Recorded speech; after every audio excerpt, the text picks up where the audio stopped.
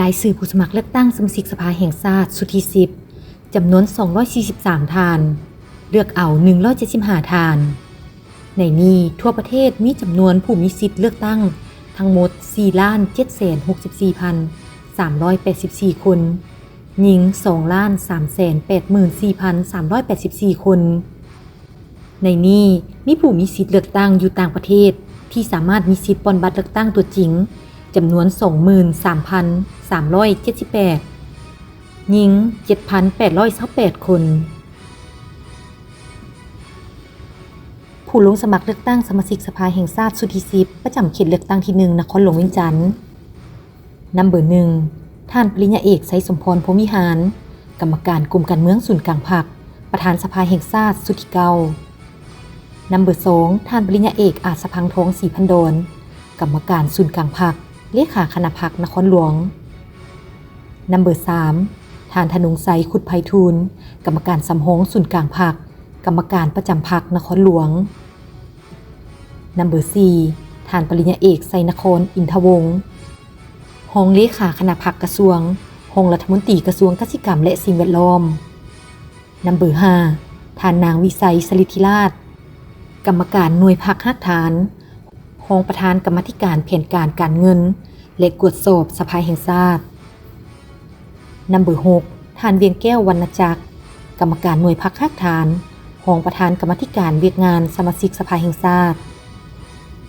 นำเบอร์7ท่านนางดารณีพรหมวงศา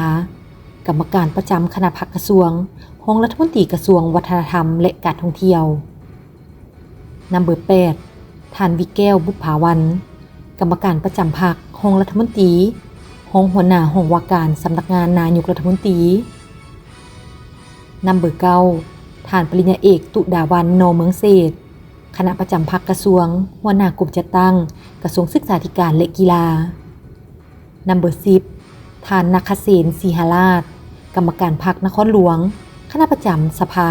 หัวหน้าห้องว่าการสภาประชาชนนครหลวงนำเบอร์11ท่านนางสมเพียรวงศ์ไสกรรมการหน่วยพรรคสภาประชาชนคณะประจำสภาประธานคณะกรรมการยุติธรรมและปกสสภาประชาชนนครหลวงนำเบอร์12ท่านสารพิษศูนย์วรวงศ์กรรมการพรรคนครหลวงหัวหน้าแผนกแรงงานและสวัสดิการสังคมนครหลวงนำเบอร์13ท่านธนงศิษย์เมืองจันทร์กรรมการพรรคนครหลวงหัวหน้าแผนกเทคโนโลยีและการสื่อสารนครหลวงนำเบอร์14ท่านสนไซศรีสมพันธ์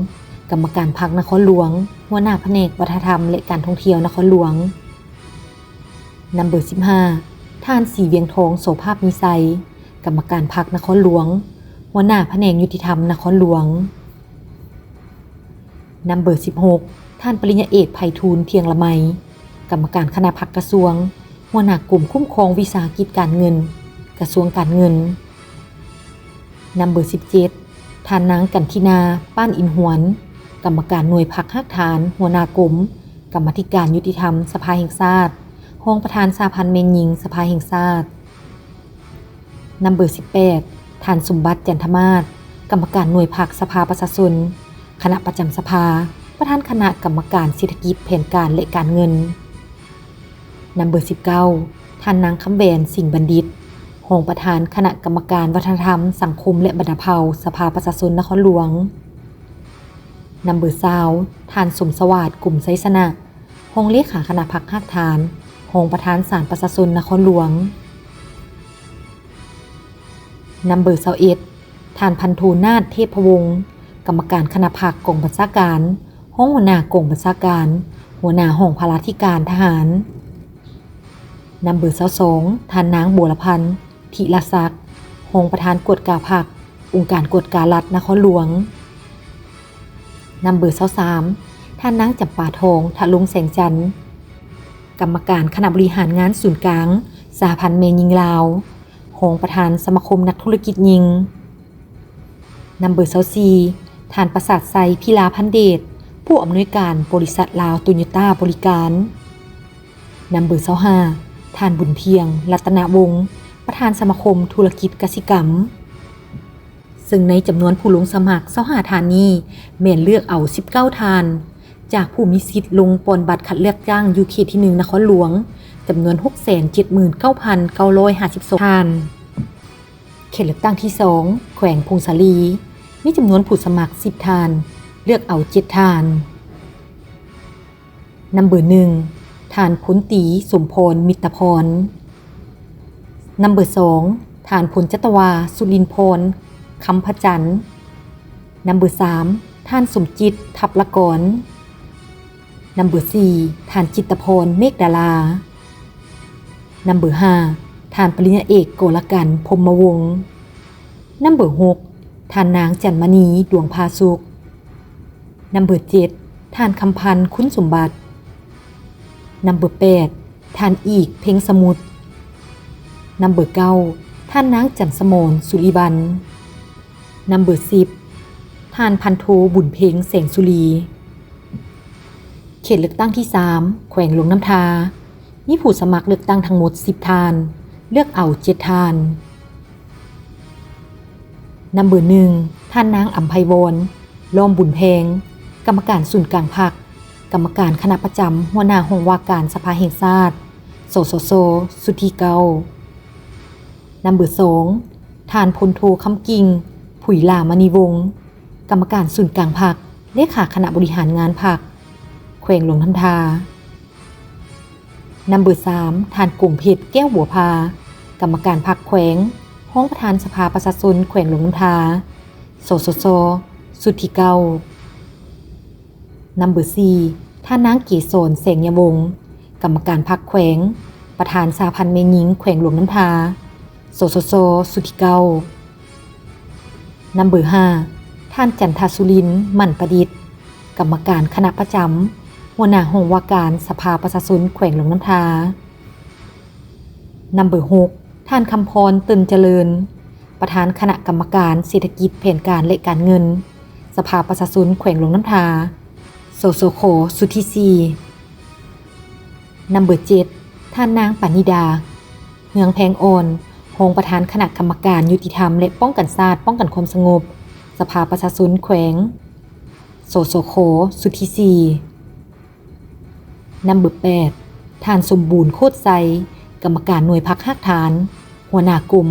กรรมาธิการเศรษฐกิจเทคโนโลยีและสิ่งแวดล้อมสภาแห่งชาตินัมเบอร์9ท่านพันเอกพรแก้วพงษ์แสนหลวงคณะพรรคกองบัญชาการห้องหัวหน้ากองบัญชาการป้องกันความสงบแขวงหลวงน้ำทานัมเบอร์10ท่านนันทวงศ์นันทราชคณะพรรคแผนกห้องหัวหน้าแผนกการเงินแขวงหลวงน้ำทาเขตเลือกตั้งที่4แขวงอุดมไซมีผู้สมัครเลือกตั้งทั้งหมด11ทานเลือกเอา8ทานนัมเบอร์1ท่านบุญโค้งลาเทียมพรกรรมการศูนย์กลางพรรคเลขาคณะบริหารงานพรรคแขวงนัมเบอร์2ท่านนางวิลาวรพันธวงศ์กรรมการประจำพรรคห้องหัวหน้าคณะโฆษณาอบรมศูนย์กลางพรรคนัมเบอร์3ท่านแก้วเจริญเสียยิ่งย่างห้องประธานกรรมาธิการบรรดาเผ่า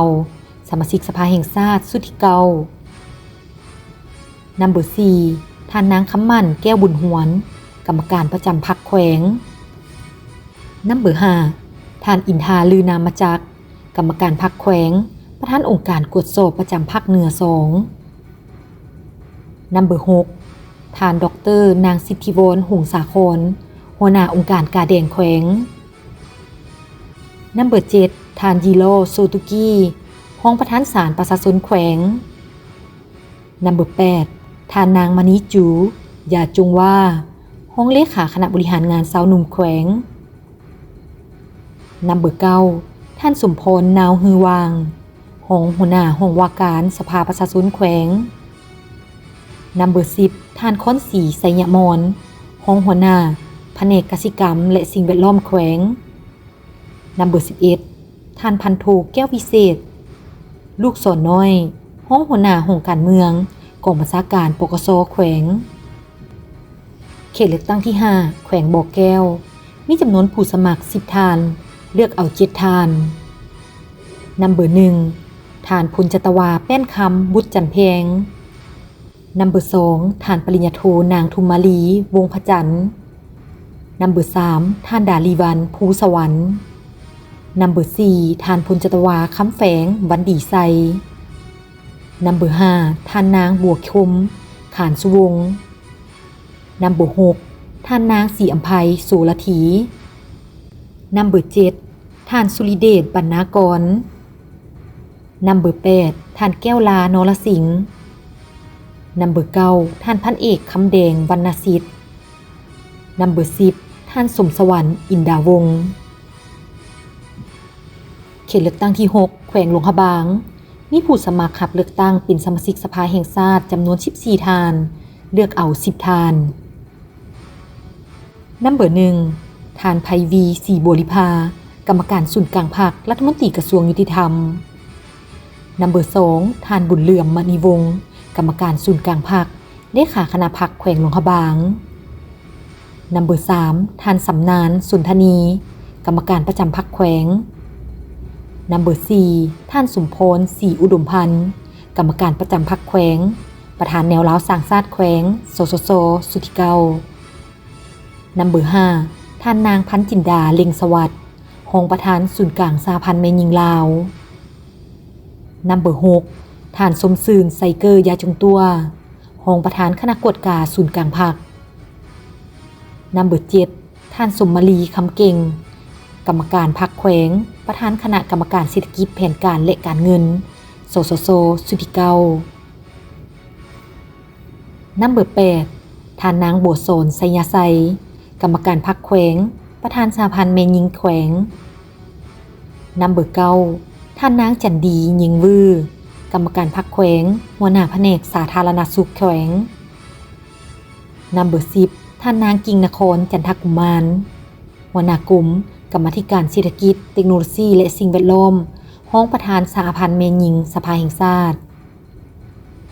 นัมเบอร์11ท่านปริญญาเอกสุริไซหงสาครเลขาคณะพรรคหักฐานรักษาการหัวหน้าแผนกอุตสาหกรรมและการค้าแขวงนัมเบอร์12ท่านแสงเพชรแก้วพรหมมาหัวหน้าแผนกยุติธรรมแขวงท่านพันเอกวิรศิลป์มิตรพรคณะประจำพรรคประธานกวดกาพรรคเลขาคณะพรรคหักฐานรองหัวหน้ากองบัญชาการทหารแขวงหลวงพระบางหัวหน้าห้องการเมืองนัมเบอร์14ท่านปริญญาเอกนางวงศ์พระจันทร์วงศ์ประดิษฐ์เลขาคณะพรรคหักฐานหัวหน้าสถาบันเศรษฐกิจการเงินสาขาภาคเหนือเขตเลือกตั้งที่7แขวงสัญญาบุรีมีผู้สมัครเลือกตั้งทั้งหมด13ท่านเลือกเอา9ท่านนัมเบอร์1ท่านเพ็งนิรันดร์คำพันเพ็งกรรมการศูนย์กลางพรรคเลขาคณะบริหารงานพรรคแขวงประธานคณะสมาชิกสภาแห่งชาติเขตเลือกตั้งที่7ประธานสภาประชาชนแขวงนัมเบอร์2ท่านมีไซพรหมเขกรรมการสำห้องศูนย์กลางพรรคห้องหัวหน้าห้องว่าการศูนย์กลางพรรคนัมเบอร์3ท่านพ้นตีไพวันจันทพรหมมากรรมการประจำพรรคกระทรวงหัวหน้าห้องว่าการกระทรวงป้องกันประเทศนัมเบอร์4ท่านดร.นางไก่ยโสนสีดาคณะประจำพรรคแขวงหัวหน้าแผนกสาธารณสุขแขวงนัมเบอร์5ท่านกาวีเกตดมลินัมเบอร์6ท่านนางวรรณาพรหมวิศรนัมเบอร์7ท่านปริญญาโทนางแสงมณียาโทตู้นัมเบอร์8ท่านปริญญาเอกแววเพชรศรีบุญมานัมเบอร์9ท่านปริญญาเอกคำแสนศรีสวงศ์นัมเบอร์10ท่านพันเอกบุญเพียงพันดีนัมเบอร์11ท่านนางบัวจันทร์คำตานัมเบอร์12ท่านบุญเสนลาวเบียยาโทนัมเบอร์13ท่านไซถาวรรัตนาวงศ์เขตเลือกตั้งที่8แขวงหัวพันมีผู้สมัครเลือกตั้งเป็นสมาชิกสภาแห่งชาติจำนวน10ท่านเลือกเอา7ท่านนัมเบอร์1ท่านพุทธพันธ์แก้ววงไซกรรมการศูนย์กลางพรรคเลขาคณะพรรคแขวงหัวพันนัมเบอร์2ท่านนางสวยเพชรท้องสมบัติกรรมการประจำพรรคแขวงรองประธานสภาประชาชนแขวงสสสสุทธิเกา นัมเบอร์3ท่านนางฟงธรรมธรรมทองกรรมการพรรคแขวงประธานสาพันธ์กรรมบาลแขวงโสโซโคสุทธิศรีนัมเบอร์4ท่านใจเพชรเงื่องถาวรกรรมการพรรคแขวงหัวหน้าแผนกกสิกรรมและสิ่งแวดล้อมแขวงนัมเบอร์5ท่านไสยแสงทรงยงยากรรมการพรรคแขวงหัวหน้าแผนกแรงงานและสวัสดิการสังคมแขวงนัมเบอร์6ท่านแสงสุวรรณวงศ์คำกรรมการพรรคแขวงหัวหน้าแผนกวัฒนธรรมและการท่องเที่ยวแขวงนัมเบอร์7ท่านพันเอกนางพวงทองสุญาวงศ์หงผู้อำนวยการบริษัทราชวิชากิจการค้าขาออกขาเข้ากรุงทัพนัมเบอร์8ท่านนางสันคณิงดาราวงศ์หงหัวหน้ากลุ่มจัดตั้งกระทรวงอุตสาหกรรมและการค้านัมเบอร์9ท่านพันเอกอัมพรพันมจันทร์หงหัวหน้ากองบัญชาการป้องกันความสงบแขวงนัมเบอร์10ท่านวิดาวงศ์เฮืองมีสุขเลขาหน่วยผักหัวหน้าคุ้มครองด่านสากลปาหางเขตเลือกตั้งที่9แขวงเสียงขวางมีจำนวนผู้สมัคร10ท่านเลือกเอา7ท่านนัมเบอร์1ท่านศาสตราจารย์ปริญญาเอกกี่แก้วไข่คำพิทูลนัมเบอร์2ท่านฮ้องศาสตราจารย์ภูวงศ์อุ่นคำแสนนัมเบอร์3ท่านนางสมพรโสภิลาวันนัมเบอร์4ท่านนางสายภูเงินอุดมสุขนัมเบอร์5ท่านคำแทนวีรกุลนัมเบอร์6ท่านเก้ามั่วซัวโก้นัมเบอร์7ท่านสอนเพชรลาภาทองนัมเบอร์8ท่านนางกิ่งแก้วพรหมจักรนัมเบอร์9ท่านวงเพชรมังทพรนัมเบอร์10ท่านพันเอกปิ่นแก้วปะอินพรเขตเลือกตั้งที่10แขวงเวียงจันทน์มีจำนวนผู้สมัครทั้งหมด14ท่านเลือกเอา10ท่านนัมเบอร์1ท่านฮ้องศาสตราจารย์ปริญญาเอกทองสฤษดิ์มังโนเมฆนัมเบอร์2ท่านภูธนูเพชรไส้สมบัตินัมเบอร์3ท่านอินทปัญญาเขียววงพระจันทร์นัมเบอร์4ท่านสีทนแสงพระจันทร์นัมเบอร์5ท่านนางเพชรสมรสอนนัมเบอร์6ท่านนางจันทครศรีอัมพรนัมเบอร์7ท่านนางวงเดือนวัตตโส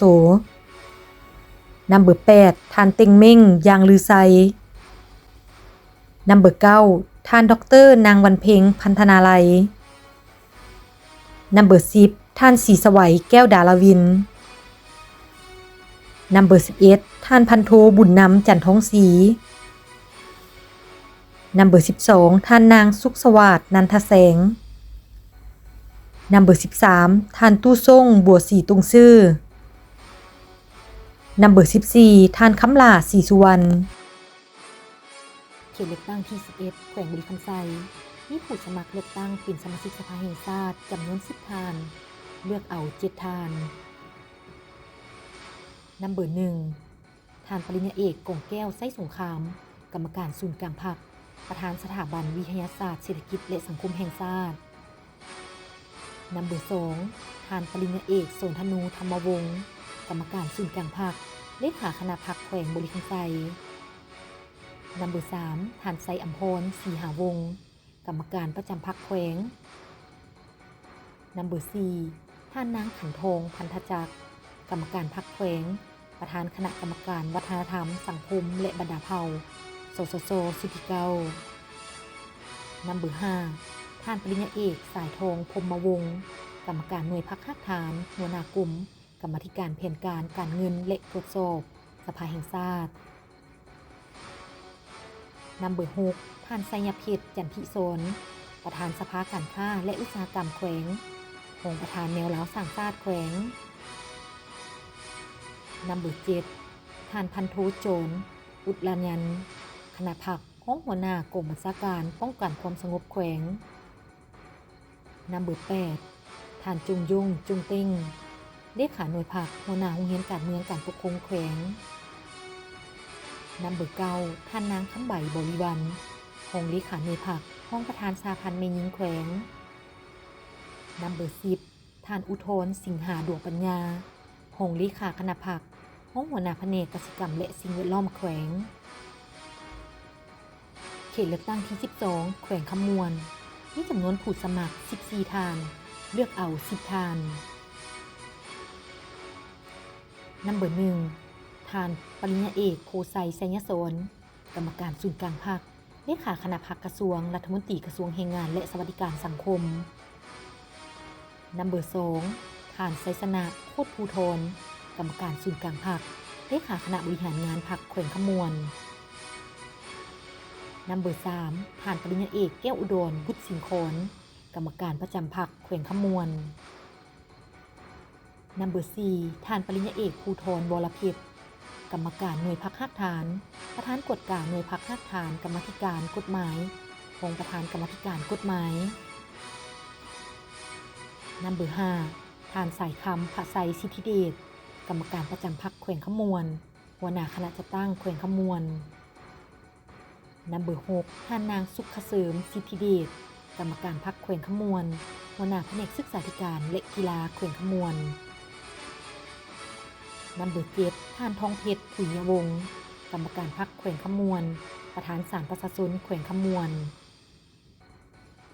นัมเบอร์8ท่านไพมณีพรหมสารกรรมการพรรคแขวงขมวลห้องหัวหน้าคณะจัดตั้งแขวงขมวลนัมเบอร์9ท่านสมดีไซวงศ์พิราชกรรมการพรรคแขวงขมวลหัวหน้าแผนกอุตสาหกรรมและการค้าแขวงขมวลนัมเบอร์10ท่านนางก้อนแก้วหลวงไซมงคลหัวหน้าจุพรรคประธานคณะกรรมการวัฒนธรรมสังคมและบรรดาเผ่าสภาประชาชนแขวงขมวลนัมเบอร์11ท่านโบหานประเสริฐกรรมการหน่วยพรรคฮักฐานหัวหน้ากลุ่มค้นคว้าวิทยาศาสตร์และนิติกรรมสภาแห่งชาตินัมเบอร์12ท่านธนงศิลป์กันละยารองประธานสภาการค้าและอุตสาหกรรมแห่งชาติลาวประธานบริษัท Datacom จำกัดนัมเบอร์13ท่านนางดารามินสีสว่างรองเลขาหน่วยพรรคฮักฐานรองประธานคณะบริหารงานสหพันธ์แม่หญิงแขวงขมวลนัมเบอร์14ท่านพันเอกพันมหาจุลมณีคณะประจำพรรคห้องหัวหน้าการเมืองหัวหน้าห้องการเมืองกองบัญชาการทหารแขวงขมวลเขตเลือกตั้งที่13แขวงสวรรณเขตมีจำนวนผู้สมัคร28ท่านเลือกเอา21ท่านนัมเบอร์1ท่านปริญญาเอกนางสุนทรไสยจักรนัมเบอร์2ท่านบุญโจมอุบลประเสริฐนัมเบอร์3ท่านโพไซไข่คำพิทูลนัมเบอร์4ท่านไซลิซาอินทรีเสียงใหม่นัมเบอร์5ท่านเสนศักดิ์สุริศักดิ์นัมเบอร์6ท่านพรสารวิไลเม่งนัมเบอร์7ท่านปริญญาเอกอาคมประเสริฐนัมเบอร์8ท่านเสนศักดิ์พงษ์วงศานัมเบอร์9ท่านสาลีวินลาวันนัมเบอร์10ท่านภูลำพรศรีหาวงศ์นัมเบอร์11ท่านศรีสวัสดิ์เพ็งทลังศรีนัมเบอร์12ท่านสัญญเดชปิยวงศ์นัมเบอร์13ท่านดร.จันทราพามิสิทธิ์นัมเบอร์14ท่านคำพองสมวิจิตรนัมเบอร์15ท่านนางมาลัยทองกัมมติกานัมเบอร์16ท่านสุนันทาจุลมณีนัมเบอร์17ท่านนางบัวสวรรค์ลุยบัวทองนัมเบอร์18ท่านไส้ปัญญาพรหมวิหารนัมเบอร์19ท่านสมบูรณ์ศรีหานาถนัมเบอร์20ท่านบุญยงพลเสนานัมเบอร์21ท่านนางขุงคำไสยคมนัมเบอร์22ท่านศาสตราจารย์ปริญญาเอกขุงคำสุวรรณวงศ์นัมเบอร์23ท่านนางสุกมาลาจันทวงศ์นัมเบอร์24ท่านนางโบแก้วแก้วภาวันนัมเบอร์25ท่านพันโทภูมิดาวรอาจสะพังทองนัมเบอร์26ท่านนางบังโอนพิมมสารนัมเบอร์27ท่านสิทธิไสไสยวงศ์นัมเบอร์28ท่านธนงทรายสุขคำถัดเขตเลือกตั้งที่14แขวงสารวัน มีจำนวนผู้สมัคร14ทานเลือกเอา10ทานนัมเบอร์1ทานปริญญาเอกวิไลวงศ์บุตรดาคำนัมเบอร์2ทานปริญญาเอกดาววงศ์ขอนแก้วนัมเบอร์3ทานปริญญาเอกบุญทันบุญวิไลนัมเบอร์4ทานจันทร์สมรพรหมแสงนัมเบอร์5ทานจันทร์สีล้นสีสมบูรณ์นัมเบอร์6ทานนางวาสนาโพไซยวงศ์นัมเบอร์7ทานบุญเต้ยดวงสุริยวงศานัมเบอร์8ทานเพชรลาพันธวงศานัมเบอร์9ทานนางคำโพสิริพจันทร์นัมเบอร์10ท่านสมพรแสงสุริจันทร์นัมเบอร์11ท่านนางเทวาศีลาดวงใจนัมเบอร์12ท่านพันเอกวิไลพิมพ์วงศ์นัมเบอร์13ท่านภูมิจันทรังสีนัมเบอร์14ท่านบัวพันธ์ฟ้องพุนเสนาเขตเลือกตั้งที่15แขวงจำปาสักมีจำนวนผู้สมัคร20ทานเลือกเอา15ทานนัมเบอร์1ทานสมไซสีพันดอนนัมเบอร์2ทานอรุณไซสุนราชนัมเบอร์3ทานนางมีนาศรีวิไลนัมเบอร์4ทานแก้วรัตนาศรีหาวงศ์นัมเบอร์5ทานดร.ไพวันแก้วประเสริฐนัมเบอร์6ทานนางพรเพชรอุ่นแก้วนัมเบอร์7ทานสิงห์คำวงพระจันทร์นัมเบอร์8ทานวรรณศักดิ์ซาตระกูลนัมเบอร์9ทานปริญญาเอกบุญญเดชทองสวรรค์นัมเบอร์10ทานอนุศักดิ์จันทประเสริฐนัมเบอร์11ทานภูวงศ์อภัยนัมเบอร์12ทานพลจักรวาแสงทองธรรมเทวานัมเบอร์13ทานนางป่านคำขยองเอกนัมเบอร์14ทานนางบุญสุวรรณ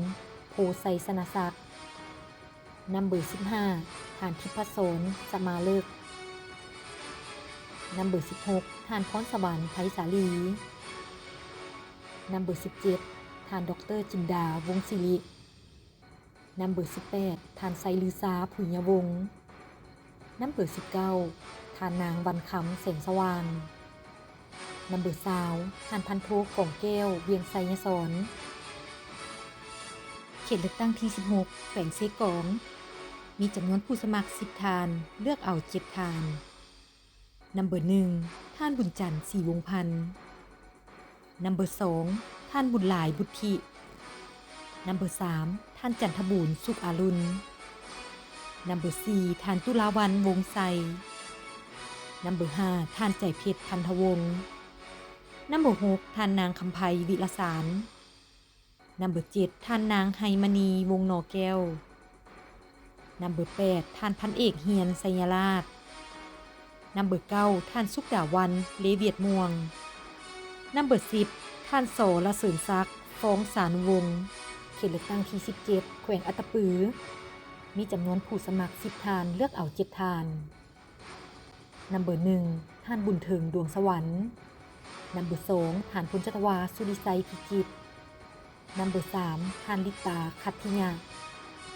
นัมเบอร์4ท่านภูวันพรหมจันทร์นัมเบอร์5ท่านกงใจศรีดาวงศ์นัมเบอร์6ท่านนางแสงอรุณวงศาธิการนัมเบอร์7ท่านนางอ่อนใสเมียงลาวันนัมเบอร์8ท่านคำมั่นศรีสมุทรนัมเบอร์9ท่านพันเอกบุญเลิศแก้วพุทธวงศ์นัมเบอร์10ท่านไซพรไซสว่างเขตเลือกตั้งที่18แขวงไซสมบูรณ์มีจำนวนผู้สมัคร10ทานเลือกเอา7ทานนัมเบอร์1ท่านมอนไซลาวโมซ่งนัมเบอร์2ท่านพลอยคำหุ่งบุญนวงนัมเบอร์3ท่านนางคำศรีสิทธิวรดานัมเบอร์4ท่านขั้วจั่งดาเซ้งนัมเบอร์5ท่านนางบุญทวีสิงห์วิไลนัมเบอร์6ท่านโพสีเต็มเมลาดนัมเบอร์7ท่านคำเพชรดวงมาลานัมเบอร์8ท่านนิกรนามมะไซ